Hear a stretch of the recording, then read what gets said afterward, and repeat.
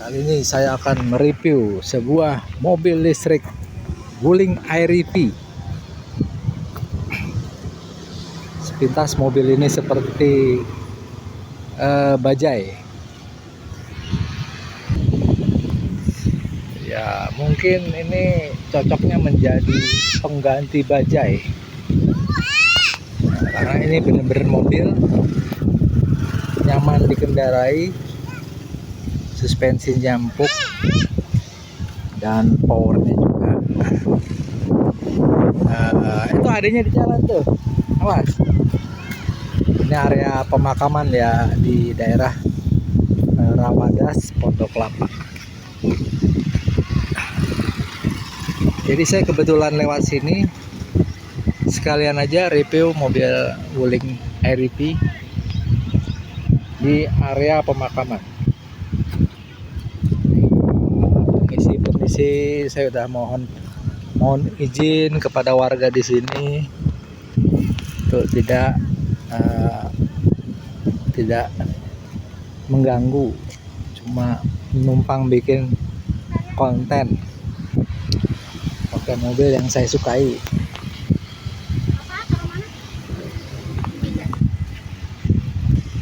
Ya, saya suka sekali kendaraan listrik, dari sepeda motor, mobil, motor juga. Polytron saya punya 3 buah, mobil 1 buah. Ya karena mobil harganya mahal ya, belinya 1 buah aja. Nah, kita mulai dari apa ya, bahasan pertamanya. Ya ini mobil kecil, mungil, compact ya. Diajak cari duit juga bisa, misalnya untuk Grab, Maxim, Goker udah nggak boleh. Karena saya melihat Koko driver yang di Serpong itu yang menggunakan Wuling. Ya nih 2000 nih. Ini ada sedekah ya. Ini Bu. Makasih ya Pak. Apa namanya? Koko driver sudah dikeluarin dari Gokernya. Ada peraturan baru bahwa Goker tidak membolehkan mobil listrik Wuling Air-EP. Mobil listrik kecil ya, bukan mobil listriknya tapi mobilnya terlalu kecil.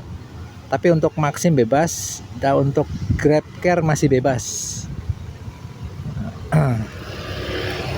Saya coba iseng-iseng cari duit di Maxim. Ternyata menghasilkan juga. Kalau Grab saya udah daftar tapi belum saya coba karena terlalu rame kayaknya kalau Grab. Ya, mobil ini bisa cari duit, dan orang-orang yang naik mobil ini saya review lihat suka sekali ya, karena langka gitu. Oh, ini mobil apa ya, kecil sekali seperti baja ya, ini mobil listrik Bu, saya bilang. Mereka rata-rata tertawa ya, senang dan merasa puas menaiki mobil ini karena AC-nya dingin sekali, kemudian gesit, diajak masuk gang, jalan sempit, mobil ini nggak merepotkan. Kita review dari mana ya? Oh, dari masalah berkendara.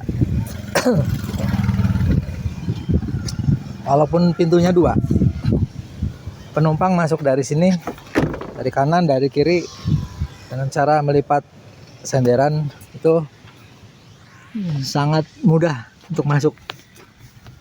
Ini saya masuk ya. Nah, keluar ke sana lagi atau ke pintu kiri. Ini sangat lega. Mobilnya udah saya kasih sarung jok, tapi nggak rapi karena ini modelnya sarung ya, bukan pengerjaan yang permanen di tukang jok. Kita beli online di Shopee, kita masukin ke sini sarungnya. Ini juga terdapat seat belt kanan kiri. Seat belt kanan kiri, ini pegangannya. Review singkat ini saya pingin yang lebih lengkap. Itu ada saudaranya tuh. Saudaranya lewat, mungkin dia habis kunjungi makam juga. karena di sini banyak makam-makam warga biasa, pejabat, artis juga ada. Di sebelah sana itu ada artis Olga Saputra, ya, artis presenter Olga Saputra. Ini mobil baru sekitar 8 bulan. Mobil ini memiliki garansi lifetime pada baterai, lifetime baterai ya, selama servis rutin dan nggak ganti nama. Pemilik pertamanya nggak boleh ganti nama. Kalau ganti nama akan berubah menjadi 8 bulan garansinya. Yang disukai pelanggan itu orang lain yang naik sini atau saya sendiri ya. Ini pijakan kakinya lega sekali. Tuh masih lebar, ruang kaki luas. Begitu pula ruang kaki di depan. Itu bisa selonjoran sampai sana. Di dalam lega, dari luar kelihatannya kecil. Mobil ini sangat unik. Dulu saya review dalamnya ya, biar tuntas, nanti baru yang lain-lain.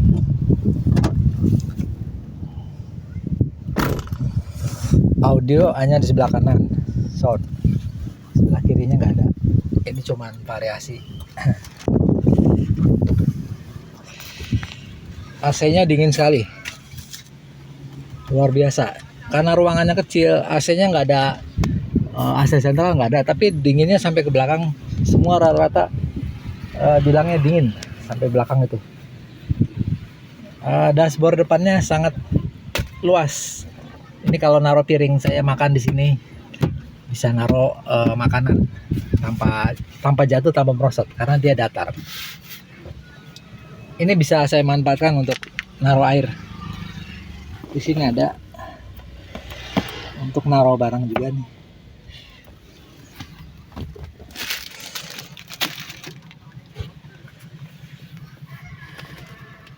Sini bodi plastik ya, cover-covernya dari plastik.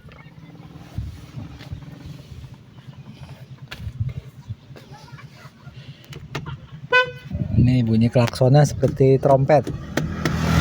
Power steeringnya juga enteng. Saya review apa lagi ya? Oh, bagasi belakang ya belum. Nanti baru instrumennya. Mobil ini nggak dapat ban serep karena mobilnya dirancang untuk sekitaran rumah dalam kota. Jadi nggak ada istilahnya penempatan ban serep, memang nggak dapat. Itu rak di atas juga saya nambahin. Baru beli kemarin 2 minggu lalu, merek Hammer. Saya cari yang cocok, yang kecil aja supaya pas dengan mobil ini, pas dan pantas gitu. Kalau terlalu besar kayaknya kurang. Kita periksa bagasi belakang ya. Tadi kan saya nggak dapat ban serep. Supaya aman, saya beli ban serep sendiri.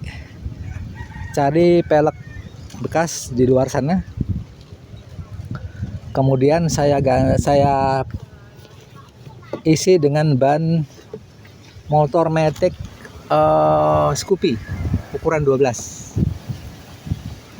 in. Yang penting kita punya serep. Ini sudah dipompa kencang ya. Yang penting kita punya serep untuk sementara ketuang tambal ban, daripada nggak ada sama sekali. Banyak yang bilang, oh itu ban motor berbahaya. Saya ngitungnya begini, berat mobil kan 1 ton, dibagi 4 roda artinya 250 kilo. Nah, motor itu kan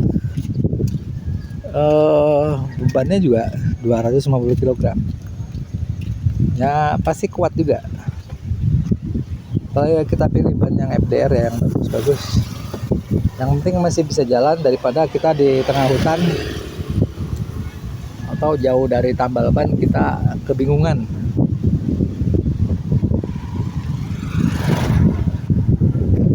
Ini videonya kalau bagasi dibuka ya.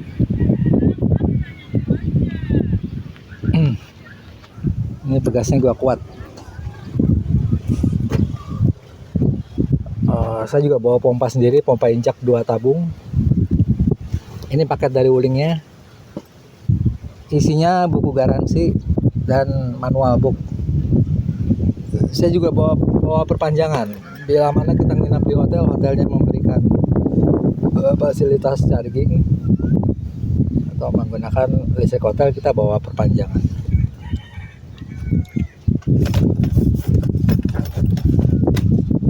Memang nggak ada bagasi ya, bagasi kecil sekali nih. Cuman buat perangkatnya mobil ini aja, aksesorisnya, supaya aman di jalan.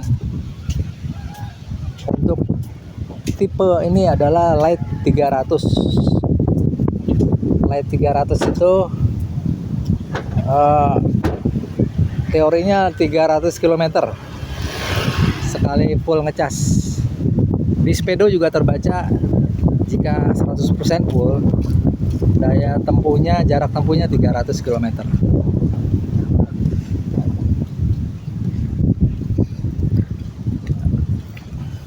Untuk lampu belakang yang ini tipe Light tidak nyala, ini cuma variasi. Kecuali yang tipe di atasnya yang Pro ini nyala kalau malam.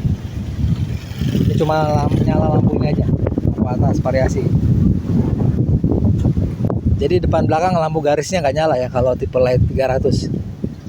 Yang penting saya ngejar jarak 300 km-nya supaya nggak terlalu merepotkan di jalan, bisa keluar kota. Ini Bu, bayar dulu. Berapa kopinya? Sambil ngonten saya. Mobil apa sih Pak ini? Ini mobil listrik Wuling. Ini listrik. Ya. Kasih Bu, kasih ya.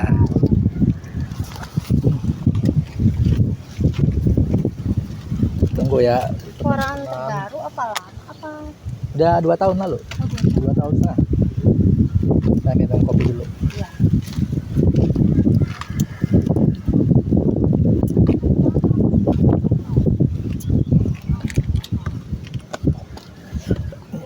Konten tapi santai, kita bawa santai.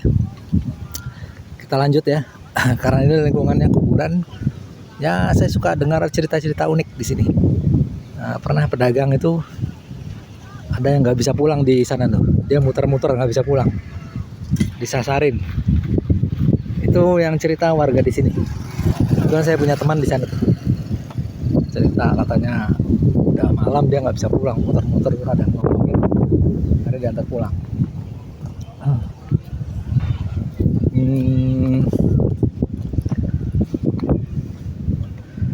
Untuk tekanan ban juga ada di sini,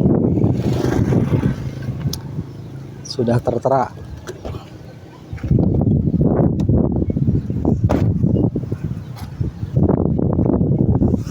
Jika ada pertanyaan-pertanyaan lain ya yang belum terjawab,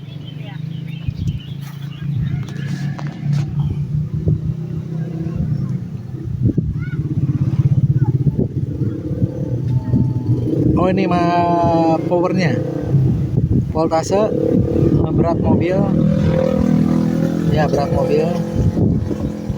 Tanda gimana ya? Ini mobil bisa, karena nggak ada lengkungan di sini, kita bebas naik mobil ini, masuk dari kiri juga bisa mudah ya.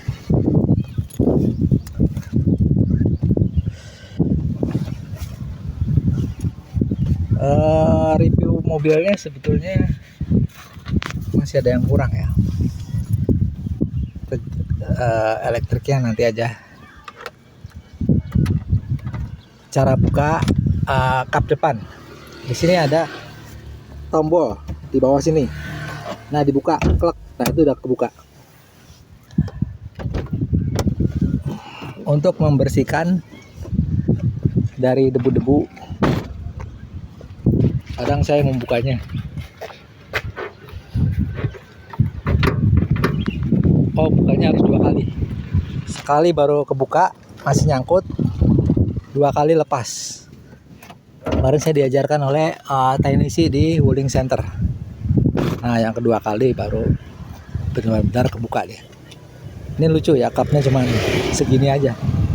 Ini kan jalannya apa yang saya bahas di sini ada yang penting kalau mau tahu. Apa tuh?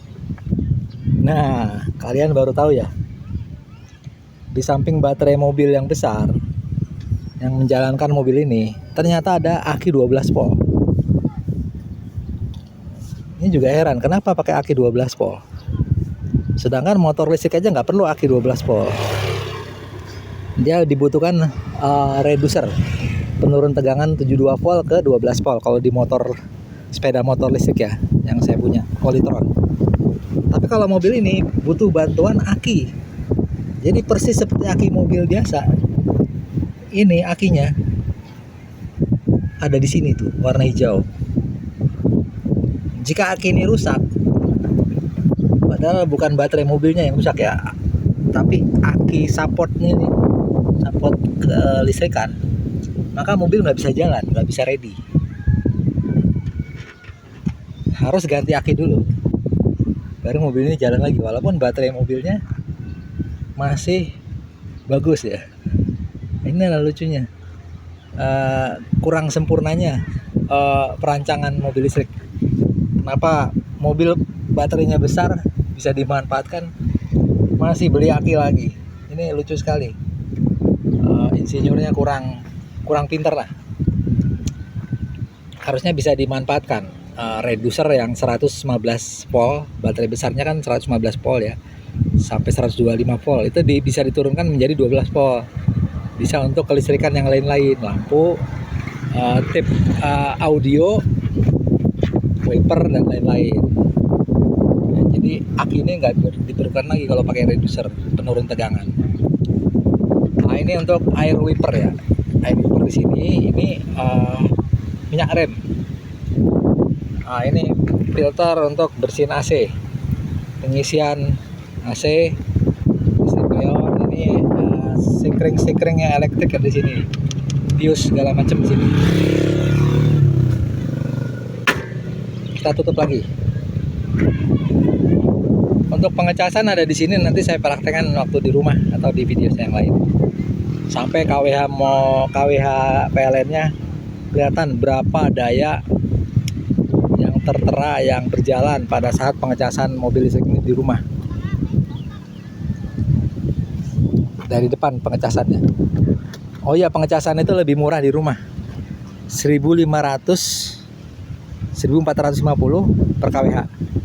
Kalau kita ngecas di SPKLU itu yang bikin vendor kemitraan dari PLN. Itu lebih, 1 kWh-nya bisa 2.500, lebih mahal. Makanya kalau mau murah, caslah di PLN atau di rumah.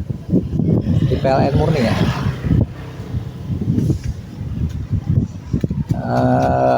Apalagi nih, ini juga mobil ini ada barcode-nya, waktu servis dia di scan itu, mungkin untuk garansi ya, dan barcode di buku servis. Buku lifetime garansi ada sertifikatnya di buku yang tadi di belakang bagasi itu. Apa saya tunjukkan apa nggak usah? Kita lanjut ke ini produk-produk yang akhir ya. Ini NIK 2024 Desember sudah lifetime garansi untuk baterai. Ini suara radio. Otomatis tutup dulu karena panas. Nah, ini saya pakai mobil ini udah berapa persen ya? Tadi saya pakai 20%. Artinya sisanya ada berisik, ada abatican, ada sekretik. Tersisa 80%. Dan itu dia tadi. Best cost. Aduh, silo sekali. Hadiah jutaan rupiah. Nah, saya menjelaskan di sini ya. Jakarta. Gas. Artinya 20% itu 3 kali 10. Ini sesuai teori ya. Teori dan kenyataan ini sama nih. Tapi gue jadi ingat salah denger ya. Tuh, radio saya matiin. Kalau saya pakai 10%, 30 km. Kalau saya pakai 20%, 60 km. Berarti saya udah, kan tadi kalau 100%, mobil ini kan jaraknya 300 km. Kalau dipakai 20%, artinya mobil ini sudah 60 km berjalan. Tersisa 240. Berarti ini sesuai teori ya. Bahwa ngecas full 100% itu mampu 300 km. Nah, ini teori ini sesuai jika jalannya rata, bebannya ringan. Tapi saya pernah ke Sukabumi ya, nanjak turun lewat Cianjur terus puncak pas, terjal jalannya naik gunung, bukit, berbatu. Itu nggak nyampe sampai 300 km. Penumpang 3 plus barang itu sampai cuma 250 km. Full pengecasan 100%. Artinya berkurang dari jarak standar yang tertera di odometer. Jadi cukup memuaskan ya. Odometernya itu ternyata bisa full aktual, bisa berkurang jika jalan berbatu atau bannya kurang angin atau jalan menanjak. Jadi ada pengaruh-pengaruh dari hal-hal lain. Untuk menyalakan mobil ini 2 kali kontak. Sekali kontak, 1 kali kontak ya. Oh ya, mobil ini yang tipe light itu dapat kunci kontak cuma satu buah. Beda dengan yang Pro, 2 buah dan wireless, keyless. Kalau ini masih kontak manual. Dikontak sekali, ceklek ya akan on dashboard, hidup radio ya, radio odometer, tapi belum ready ya. Jika kita mau mobil ini jalan, kita kontak sekali, ya. Nah, ini belum ready karena kita belum harus menginjak pedal rem kita injak, terus rem tangan lepas, masukkan D. Nah, D artinya siap jalan. Ini akan terbaca ready. Nah, ready ini mobil mau jalan. Udah boleh dijalankan. Kita pindahkan kaki dari rem ke pedal gas. Mobil ini akan jalan. Coba lihat nih. Nah, itu kan jalan kan. Kalau untuk mundur, tekan lagi pedal rem. Kita rubah ke R. Kalau N itu kan netral ya. R. Reverse. Mobil ini akan mundur, lihat nih. Nah, mundur kan. Itu simple ya. Tapi ada hal yang saya amati kurang safety. Dari mana? Seluruh mobil listrik bensin, pengamatan saya lebih safety. Kenapa? Mobil listrik bensin, jika mesin nyala, mobilnya akan jalan sendiri. Artinya, kita harus menginjak posisi rem. Nah, dengan posisi kita kaki di rem ini, mobil tidak akan nyelonong, tidak akan salah injak ya antara gas rem. Seringnya matic begitu kejadiannya, mobil loncat mau nginjak rem malah nginjak gas. Karena mobil bensin itu mendorong, otomatis kaki selalu di rem. Otomatis kaki itu aman, tidak ada di posisi gas. Nah, kejadian yang sering terjadi mobil bensin loncat, mungkin mereka tidak menggunakan kaki, tapi menggunakan rem tangan. Jadi kakinya bebas. Nah, begitu dia mau jalan atau dia kaget, salah refleks, gas diinjak bukannya rem, mobilnya akhirnya loncat karena dia mengandalkan rem tangan. Harusnya yang diandalkan kalau mobil bensin itu adalah selalu di kaki menginjak pedal rem. Nah, mobil listrik ini kekurangannya, jika mobil ini ready, kan ini posisi ready ya. Nah, ready tuh. Ini posisi gas, rem kita nggak injak, mobil ini nggak jalan. Ini bahaya sekali. Ini mobil ready loh, sekali gas langsung jalan. Ini bahaya. Harusnya mobil listrik itu dirancang dalam posisi